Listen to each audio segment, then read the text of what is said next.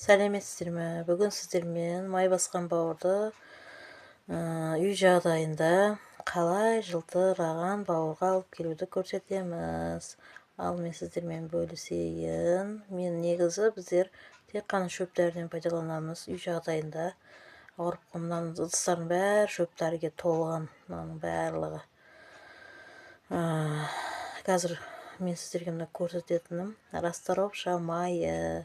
Бұл расторопша майы ішсеңіз, кәдімгі лимонмен қосып ішсеңіз, кәдімгідей бауырдағы өттегі майларды ыдыратып, сыпырып алып түсіреді. Ал енді дайындауға кірісейік. Біздерге керек болады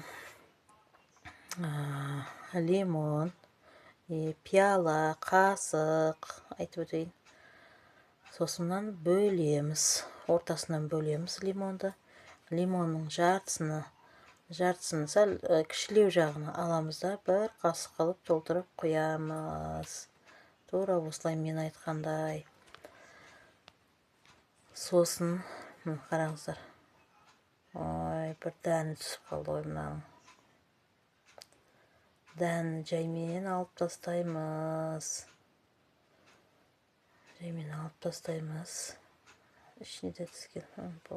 Дәл өйстіп қоямыз әдемілеп. Сосын сразу артынша расторопша майын қоямыз. Расторопша майын да тура сол бір қасық, үлкен қасықпен бір қасық қоямыз. Қараңыздар, мұқият қараңыздар.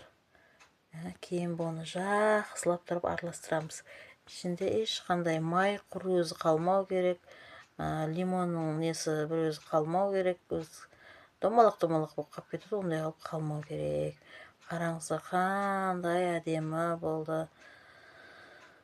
Бұны негізі, қараңыздар, бұны негізі азанға аш қарынға, кешкі аш қарынға, кешке жатудан 15 минут алдын ішу керек. Сонда өттегі бауырдағы майлар сыпырылып әдем болып түседі. Бұны көп адам айтады, зиян емес па деп. Бұл ешқандай зиян емес. Наоборот, жеп атқан заттарымыздың барлығы зиян болып қалды ғой. Сол жеп атқан заттарымыз барлығы зиян болғаннан кейін бізге бауырға май басып. Ал кеттік бірге ішеміз. Қандай ас болсын сіздерге, күшті ем болсын. Бауырларыңызды дәл осындай таза қылып